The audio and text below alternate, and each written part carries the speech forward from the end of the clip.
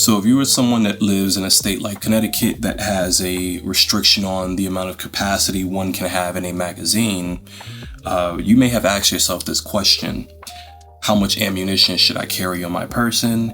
And should I opt to carrying a firearm that has a much more powerful cartridge compared to the standard 9mm that most people use?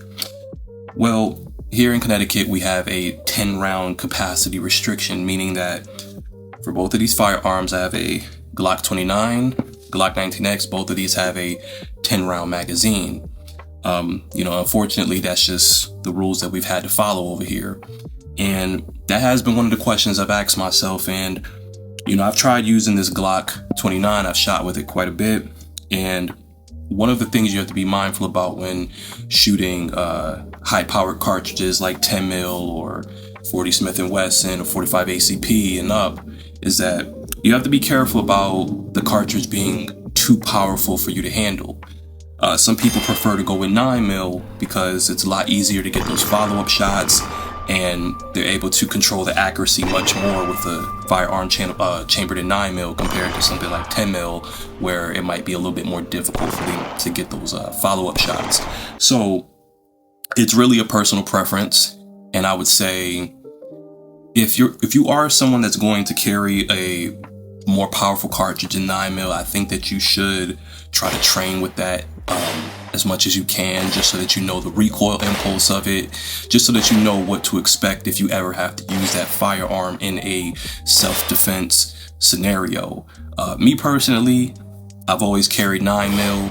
I really do love 10mm. I find it very enjoyable to shoot, but when I have shot 10mm, I do notice it is a little bit more difficult for me to hit those follow-up shots just because of the recoil impulse. And I don't have any issues controlling the recoil. It's just that it's a much more powerful cartridge, so it makes it a little bit more difficult to land those follow-up shots. But it depends on the shooter, and that's the point of training.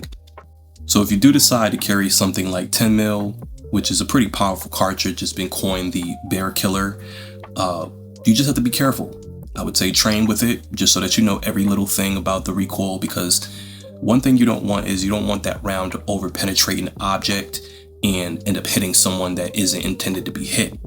And me being in Connecticut, I know that our gun laws are very, very strict.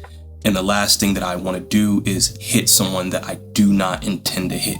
That's just something I don't want. So when choosing between 9mm and 10mm, one of the things you have to take into account is that 10mm is going to be a little bit more expensive, and it is a heavier cartridge, which is most likely going to result in more weight when it comes to carrying that firearm as an EDC compared to carrying a firearm chambered in 9mm. At the end of the day, it's really just personal preference on which one you decide to choose. And I know that some guys, they can take a firearm that's chambered in 10mm and it literally feels like they're shooting a 9mm. Then you're going to have some people that shoot 9mm and it's going to literally feel like they're shooting a 10mm because they just don't know how to control the recoil of a 9mm. But, the best thing I can say, best thing I can recommend is to take a gun, go to the range, train with it, figure out that recoil impulse, know how to shoot it, know how to hit your target, and you should be good.